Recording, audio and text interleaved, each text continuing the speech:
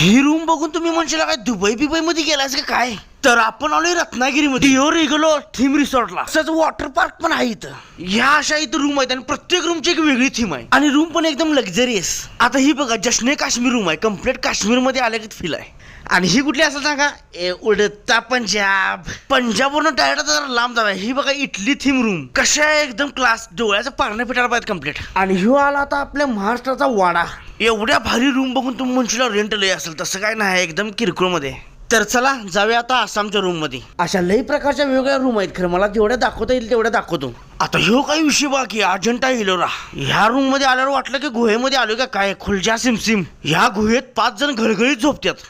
काहीतरी वेगळी मजा घ्यायची असेल तर यायला लागते इकडं. आणि ह्यो काय विषय, मम्मी कुठं आला इकडं. या रूम तर झाल्याच खरं इकडे तिरकोनी रूम पण आहेत. ह्या पण अशा वेगवेगळ्या थीमवरती आहेत. खरं ती आता तुम्ही इथे येऊनच बघा. मला लई कंटाळा आलाय, जरा झोपतो आणि भूक तीन लागली तर डायरेक्ट इथे बुफे लावतात म्हणजे नाश्ता